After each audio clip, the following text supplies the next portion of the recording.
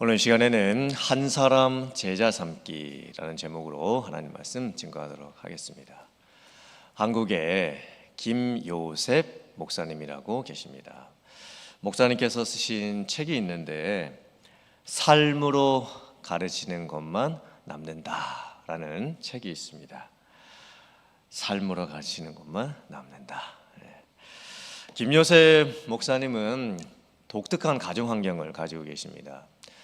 아버지는 한국분이시고 어머니는 미국분이십니다. 김요셉 목사님의 아버지가 누구시냐면 김장환 목사님이십니다. 한국의 아주 유명한 목사님이시죠. 김장환 목사님이 미국에 유학을 가셔서 미국인 사모님 트루디 사모님을 만나시게 되고 이제 결혼을 하시고 큰 아들을 낳았는데 그 큰 아들이 김요셉 목사님입니다. 그리고 이제 김요셉 목사님이 어릴 때부터 이제 한국에서 살게 됐습니다. 근데 김요셉 목사님은 아버지가 한국 분이시고 어머니가 미국 분이셨기 때문에 어렸을 때부터 혼혈아라고 이렇게 많이 놀림을 받았습니다. 김요셉 목사님의 외모만 보면 어머니 쪽을 좀 닮아가지고 미국 사람 같아 보입니다. 근데 한국에서 살면서 그 혼혈아라고 친구들한테 많이 놀림을 받게 되죠. 특별히 또 아버지 김장환 목사님께서 아주 엄하게 이 큰아들을 키우시면서 한국말 가르치시고 한국 사람으로서 그냥 키우셨습니다. 어려서부터 김요셉 목사님은 늘 자신감이 없었습니다. 친구들 앞에 나서는 것도 참 힘들어했고 수줍어했고 매 다른 사람들이 다른 친구들이 자기를 어떻게 생각할까, 왜냐하면 일단 외모부터가 좀 독특하게 생겼기 때문에 많이 힘들어했습니다. 뭔가 좀 눌려있는 듯한 그런 또 삶을 늘 살게 됐습니다. 그런데 어느 날 김요셉 목사님을 가르치셨던 초등학교 선생님이 요셉이를 보면서 이렇게 제안을 합니다. 요셉아, 너 웅변대회 한번 나가보지 않을래?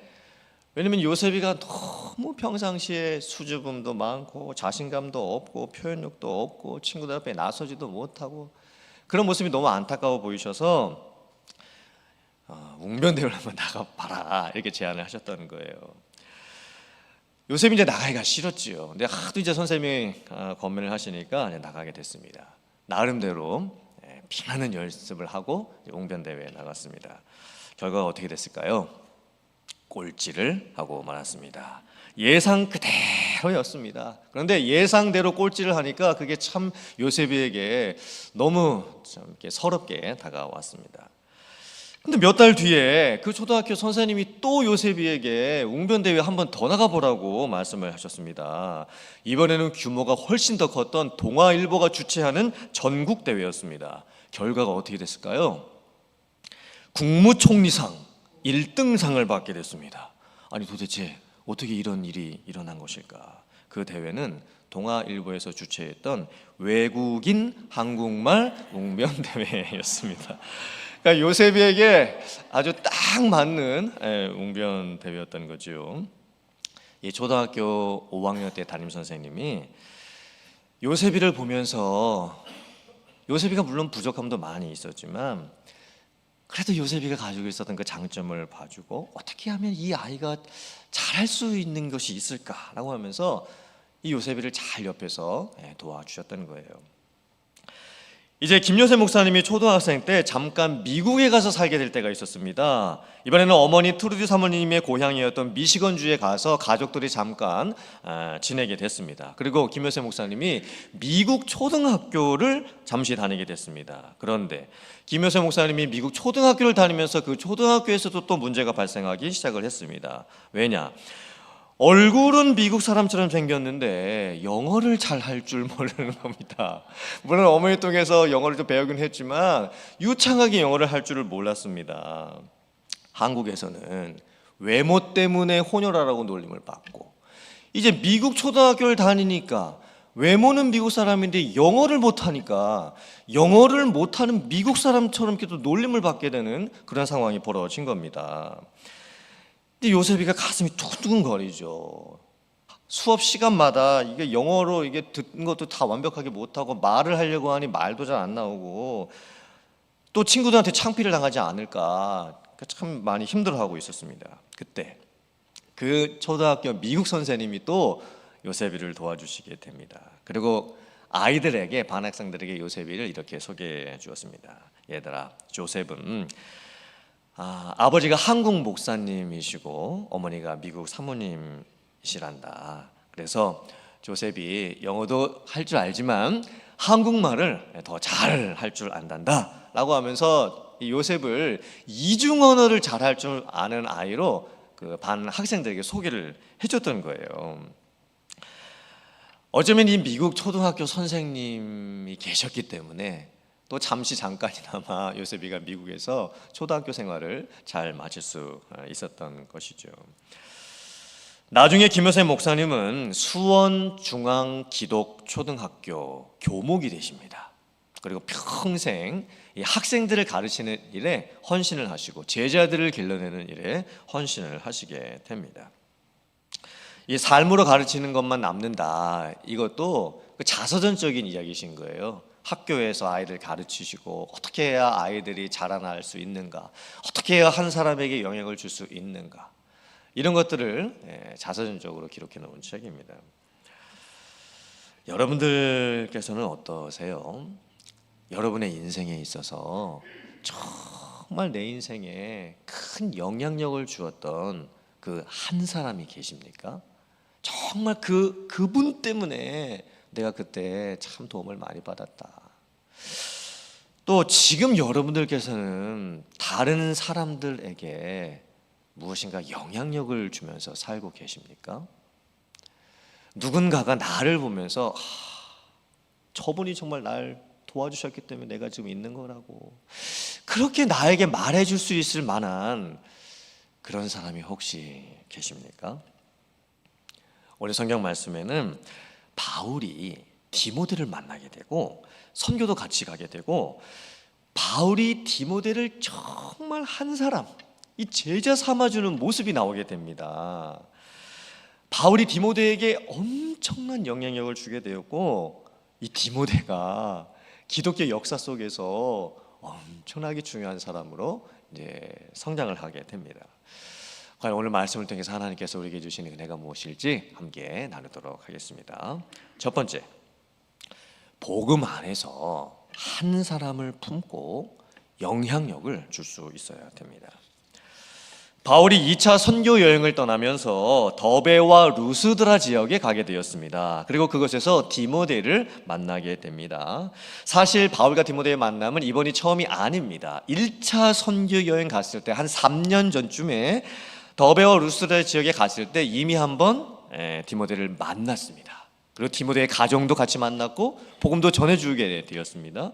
그때 디모데와 디모데의 가족이 예수님을 믿고 구원을 받게 된 거예요. 그리고 한 3년 정도 지나서 2차 선교 여행 가면서 다시 디모데를 만나게 됩니다. 디모데가 어떤 사람이었을까요? 디모데는 어머니가 유대인이셨고 아버지는 헬라인이셨습니다. 즉 아버지와 어머니가 국제 결혼을 하신 거죠. 그리고 디모데는 외국에서 태어났습니다. 이민 2세죠. 어쩌면 김효생 목사님하고 똑같은 상황이라고 볼 수가 있습니다. 다문화 가정에서 컸고 아마 히브리어도 할 줄 알고 헬라어도 할 줄 아는 이중 언어를 할 줄 알았고 또 이민자의 가정에서 자랐죠. 사실 부모님들이 다른 나라에 이민 가서 사는 것도 어렵지만 자녀들이 그 부모님 따라가서 다른 나라에 가서 그 부모님과 함께 이민자로 사는 것은 더 힘들고 어려운 일입니다. 여러분들도 아마 미국에 이민 오셔서 아마 많은 일들을 겪으셨겠죠. 이런저런 힘든 일들을 많이 겪으셨을 텐데 아마 지금 생각해보면 가장 힘든 일 중에 하나는 자녀 키우는 일이셨을 겁니다. 우리가 미국에 이민 올 때 부모님 마음으로 이민 와서 사는 그 목적 여러 가지가 있죠. 그리고 참 정말 저희들이 이민 와서 열심히 살았습니다. 쓸고 누비고 그리고 주름 잡고 이러면서 저희가 이민 생활을 한 거예요. 이게 무슨 뜻인지 아세요? 이민 와서 우리가 쓸고 누비고 주름 잡으면서 살았다. 쓸었다는 것은 힘든 청소 같은 일도 많이 해야 됐었고, 그리고 누빈다라는 것은 봉제 공장에서 재봉틀 거기에서 막 헝겊들 그다음에 옷 만드는 것들 그런 건 누비면서 이제 살았고, 주름 잡는 거는 뭘까요? 세탁소 하시면서 다른 사람들 옷 다 이렇게 빨아주고 다리미질 하면서 이렇게 주름 펴주고 그렇게 저희가 산 거예요. 그 미국에 우리가 이민 왔던 목적 중에 하나가 자녀 때문인 경우도 많죠. 정말 이 미국에 와서 이 미국의 좋은 환경에서 그래도 내가 자랐을 때 힘들게 어렵게 고생했던 것들 내 자녀에게 물려주지 않고 정말 이 자식만큼은 잘 키워보고 싶다는 그런 마음으로 아이들 데리고 미국에 오셨을 겁니다. 근데 나중에 이 아이들이 부모님께 종종 뭐라고 합니까? 왜 날 데리고 미국에 오셨냐고, 나를 왜 데리고 왔냐고, 내가 오고 싶어서 온 것도 아닌데 왜 내가 엄마 따라와가지고 아빠 따라와서 이렇게 힘들게 학교에 적응하고 살아야 되냐고. 그런 얘기 들으면 부모님 마음으로서 참 안타깝죠. 우리 자녀들 보면 이중 정체성의 문제, 또 이 미국의 교육 환경은 좋겠지만 일단 문화가 너무 타락했습니다. 마약부터 성 문제, 여러 가지 힘든 것들을 자녀들이 고스란히 다 겪으면서 살아야 됩니다. 또 대학 졸업하고 직장 잡고 비즈니스 하면서 주류 사회 속에서 들어가고 싶지만 인정받지 못하면서 사는, 이 위로 올라가는 한계가 느껴지는 그 삶이 얼마나 힘든지 모릅니다. 디모데가 지금 그렇게 살았던 거예요. 지금 디모데 나이가 한 몇 살 정도 되냐면 20대 초반입니다. 그러니까 미국으로 하면 이제 막 대학교 졸업한 그런 나이죠. 어떻게 보면 어른도 아니고 어떻게 보면 애도 아닌 그런 지금 나이입니다. 그런데 디모데가 신앙은, 믿음은 너무 좋았습니다. 그 이유가 무엇이냐면 디모데 후서 1장 5절 말씀 화면 보시고 같이 봉독해 보도록 하겠습니다. 시작. 이는 내 속에 거짓이 없는 믿음이 있음을 생각함이라. 이 믿음은 먼저 내 외조모 로이스와 내 어머니 유니게 속에 있더니 내 속에도 있는 줄을 확신하노라. 바울이 디모데를 보았을 때 그 젊은이의 그 믿음이 얼마나 좋아 보였으면 네 속에 정말 거짓이 없는 믿음이 있구나 이렇게 칭찬을 해줬던 걸까요? 디모데의 믿음은 누구로부터 왔냐면 외할머니와 어머니로부터 내려왔습니다. 외할머니와 어머니가 디모데가 어렸을 때부터 유대교의 신앙 안에서 하나님을 잘 믿는 사람으로 디모데를 키웠던 거예요. 외할머니하고 이 어머니하고 디모데 키우면서 얼마나 기도를 많이 했겠습니까? 얼마나 정말 눈물로 이 디모데를 키웠겠습니까? 이 한 문장, 네 할머니와 어머니 속에 있는 믿음이 너에게도 있구나. 이 짧은 한 문장 안에 이 외할머니하고 어머니하고 디모데를 신앙 안에서 잘 키우기 위해서 얼마나 많은 수고를 하셨는지 그것을 저희가 볼 수가 있습니다. 기도로 키운 자녀는 절대 망하지 않습니다. 그 자녀들이 잠깐 방황을 할 수 있겠지만 반드시 제자리로 돌아옵니다. 지금 여러분들 중에서도 자녀들이 신앙생활을 잘 못해서 안타까워하시는 분들이 계실 수 있죠. 그때 부모님으로서 하셔야 될 일은 뭐냐면요, 내 자리를 끝까지 잘 지키고 계시는 거예요. 부모님으로서 내가 있어야 될 그 믿음의 신앙의 자리를 내가 잘 지키고 계시면 반드시 자녀들이 나중에 부모님의 신앙의 수준만큼 자라게 될 날이 옵니다. 그때가 반드시 옵니다. 여러분들 믿음을 갖고 계셔야 돼요. 확신을 갖고 계셔야 됩니다. 바울 사도가 이런 디모데를 보면서 디모데를 선교에 데리고 가겠다라고 이제 말을 합니다. 왜냐하면 바울 사도가 디모데 안에 있는 미래적 잠재력을 보게 된 것이죠. 이민자 가정에서 태어났죠. 여러 가지 다문화를 경험을 했습니다. 언어도 이중 언어를 합니다. 그 디모데는요, 이 선교에 딱 맞는 그런 사람이었습니다. 또 믿음도 너무나 좋습니다. 예전에는 물론 유대교 믿음만 가지고 있었지만 이제는 바울 사도가 전해줬던 예수 그리스도를 통해서 구원받는 그 믿음을 이제 갖고 있었기 때문에 어쩌면 유대교에서 기독교로 이제 개종을 한 모습이죠. 그래서 선교를 이제 데리고 가는 거예요. 이때부터 바울하고 디모데하고 아주 특별한 인연이 시작이 됩니다. 바울 사도가 제 2차 선교 여행을 떠날 때에 때가 약 AD 한 50년 정도였습니다. 그리고 이제 15년 바울하고 디모데하고 15년을 이제 알고 지내게 됩니다. 나중에 15년이 지나고 났을 때 이제 바울 사도 나이가 한 60대 한 중반 정도 돼요. 그리고 이제 디모데는 한 30대 한 초중반 정도, 그 정도 되게 됩니다. 15년이라는 세월 동안에 바울이 디모데를 영적으로 키웁니다. 그래서 바울이 디모데를 이렇게 불러줘요. 주 안에서 내 사랑하고 신실한 아들, 믿음 안에서 참 아들 된 자, 사랑하는 아들, 이렇게 불러줍니다.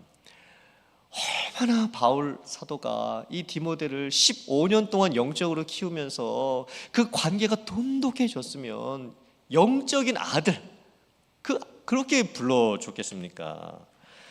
그리고 나중에 디모데가 목사님이 되십니다.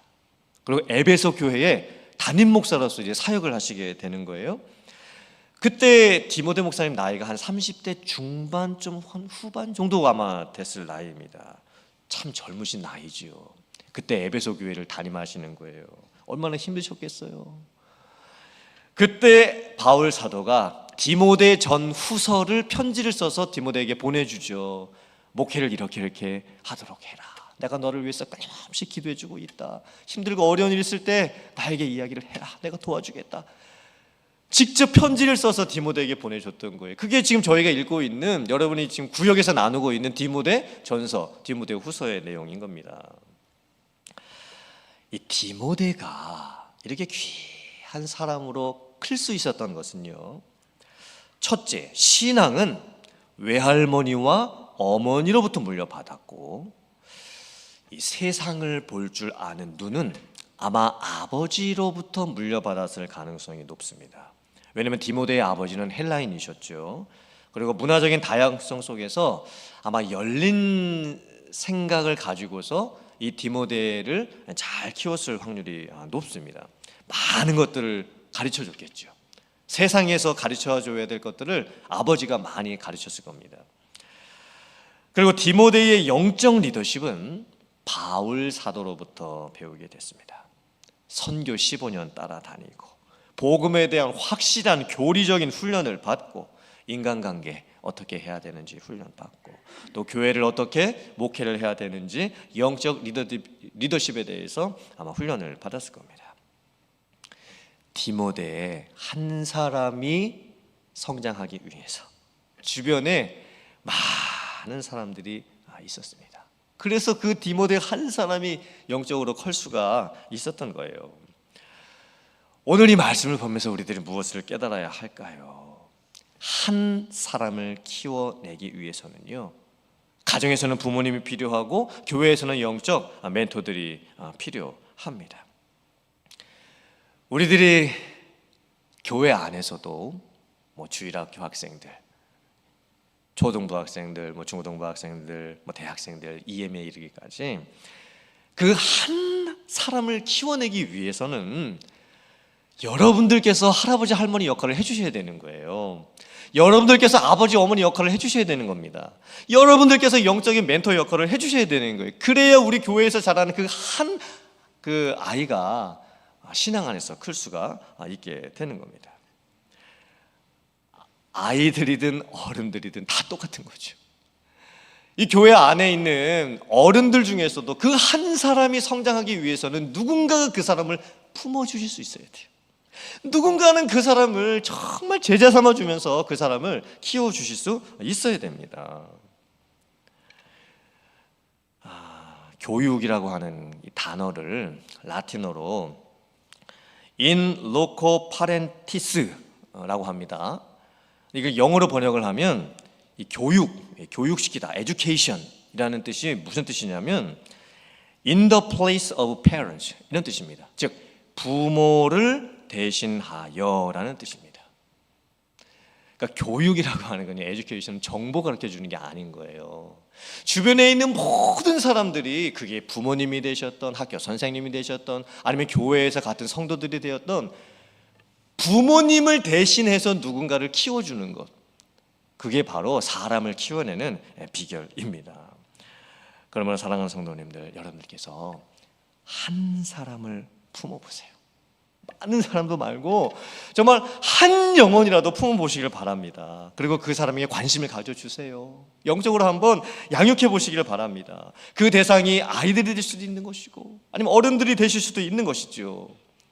그 한 사람을 여러분들이 품으시면 그 한 사람이 디모데같이 자라게 될 줄 믿습니다.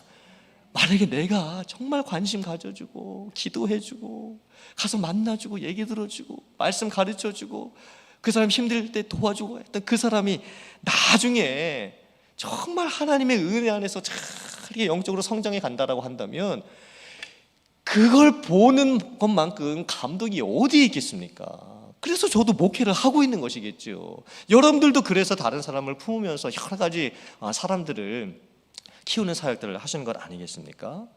그래서 여러분들께서 정말 한 사람, 많이도 말고 정말 한 사람만이라도 마음에 품고 그 사람을 하나님의 은혜 안에서 길러내실 수 있는 그런 여러분들 되시기를 주님의 이름으로 축원합니다. 아멘. 두 번째, 영적 아비의 마음을 품을 수 있어야 됩니다. 오늘 말씀을 보면 바울 사도가 제2차 선교 여행을 이제 가게 되지요. 디모데까지 합류해서 가는 거예요. 그런데 그 열매가 나타나는 모습을 보면 너무나 참 감동적입니다. 여러 교회가 믿음이 더 굳건해지고 수는 날마다 더 늘어나니라. 질적 성장이 일어나죠. 양적 성장도 일어나죠. 부흥이 지금 일어나는 거예요. 가는 곳마다, 교회마다, 또 제자 삼는 사역마다 열매가 나타나기 시작합니다. 바울 사도는 사람에게 참 관심이 많았습니다. 이 사람을 길러내는 것에 참 관심이 많았습니다. 복음 전하고 선교하고 교회 개척하고 성도들을 양육했던 그 모습을 보면 바울 사도가 어떤 마음으로 사람들을 대했었는지 저희가 볼 수가 있습니다. 고린도전서 4장 15절 말씀 화면 보시고 같이 봉독해 보겠습니다. 시작. 그리스도 안에서 1만 스승이 있으되 아버지는 많지 아니하니 그리스도 예수 안에서 내가 복음으로 너희를 낳았음이라. 아멘. 스승은 많지만 아버지는 많지 않다. 이게 무슨 의미일까요? 최근에 한국의 뉴스를 보면 선생님들께서 당하시는 교권 침해가 참 심각하다라는 것을 보게 됩니다. 이 학부모님들이 물론 이제 자기 자녀들이 무슨 일을 당하니까 좀 화가 나시기도 했겠죠. 그런데 이제 악성 민원을 이제 학교에 넣고 그 선생님한테 막 전화하고 계속 괴롭히시고, 선생님들이 얼마나 괴로우시면 자살까지 하시겠습니까?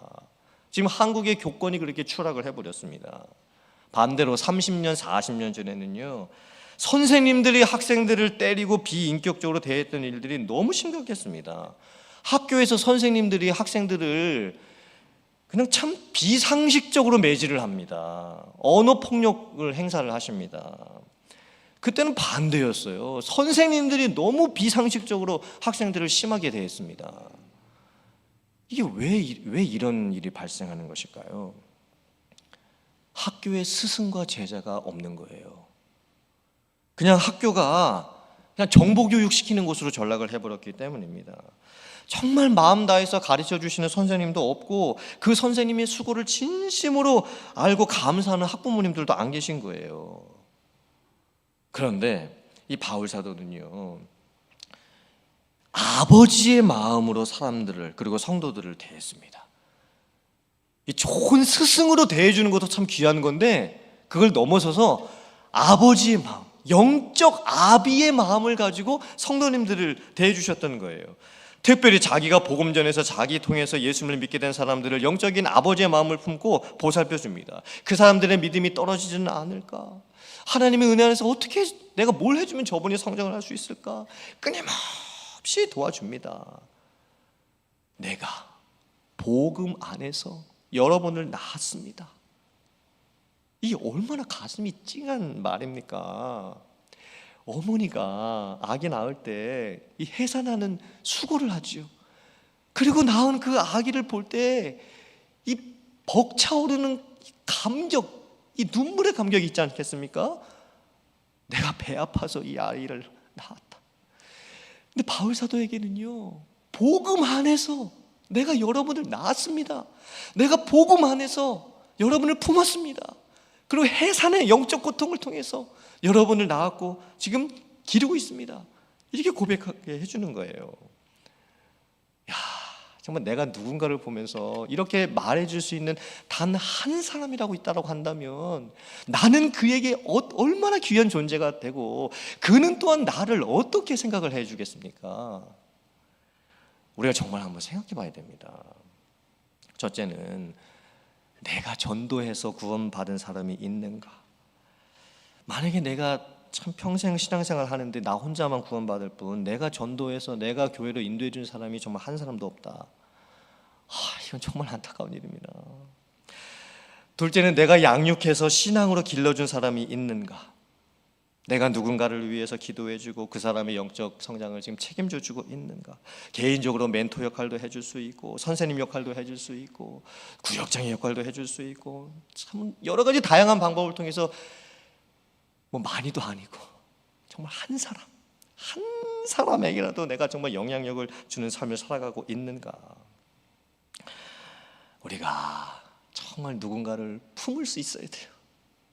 그리고 복음 안에서 그 사람을 낳을 수도 있어야 되는 거예요. 그리고 그 한 사람이 커나가는 것을 보는 그 기쁨, 그게 여러분들에게 있으시기를 주님의 이름으로 축원합니다. 데살로니가전서 2장 7절부터 8절 말씀 같이 봉독해 보겠습니다. 시작. 우리는 그리스도의 사도로서 마땅히 권위를 주장할 수 있으나 도리어 너희 가운데서 유순한 자가 되어 유모가 자기 자녀를 기름과 같이 하였으니 우리가 이같이 너희를 사모하여 하나님의 복음뿐 아니라 우리의 목숨까지도 너희에게 주기를 기뻐함은 너희가 우리의 사랑하는 자 됨이라. 아멘. 바울은요, 복음 안에서 제가 여러분을 낳았습니다 이렇게 말할 뿐 아니라 나는 여러분들에게 내 생명을 내어주는 것도 아깝지 않습니다 이렇게까지 지금 고백을 하고 있는 거예요. 여러분, 자기의 생명을 내어줄 정도의 그런 마음을 가지고 있다고 한다면 평상시에 뭘 못 주겠습니까? 그 사람에게 사랑도 걱정도 염려도 관심도 다 내어주지 않을까요? 어쩌면 참 이 말씀은 목사로서 제가 참 많이 찔리는 말씀이기도 합니다. 솔직히는. 왜냐하면 우리들 모두가 다른 사람들을 이렇게까지 품고 내 목숨을 내줄 정도로 이렇게 사랑하고 산다는 게 얼마나 어려운 일인지 우리가 이미 잘 알고 있기 때문입니다. 솔직히 그렇습니다. 그런데 우리가 만약에 오늘 이 말씀을 믿는다라고 한다면 분명히 저와 여러분을 통해서라도 정말 누군가 한 사람이 변화된 그런 역사가 반드시 나타나게 될 줄 믿습니다.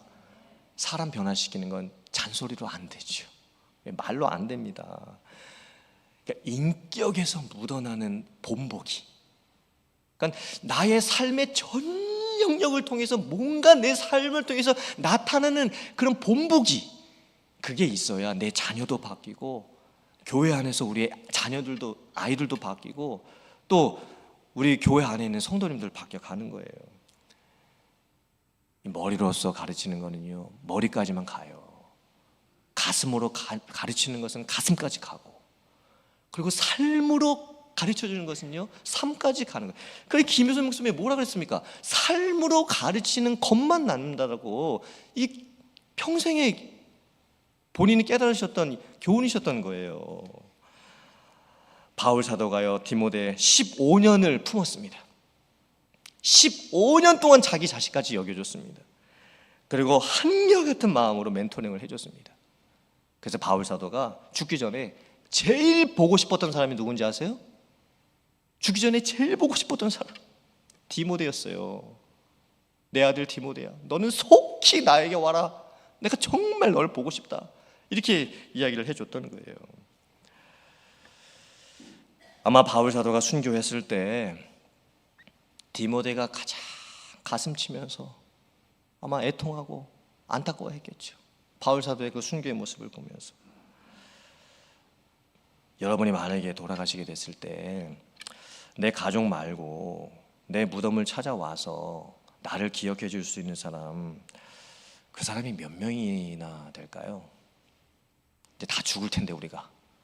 근데 나중에 내가 그냥 무덤에 묻혔는데 내 가족 말고 정말 나를 기억해 주는 사람, 정말 한 사람이라도 있다라고 한다면 그 인생은 축복의 인생입니다. 정말 나를 기억해 주고, 저분이 나를 살렸고, 저분이 나를 양육해 주셨고, 저분이 나에게 말씀 가르쳐 주셨고, 저분이 나를 품어 주셨고, 저분이 나를 위해서 기도해 주셨고, 눈물 흘려 주셨다.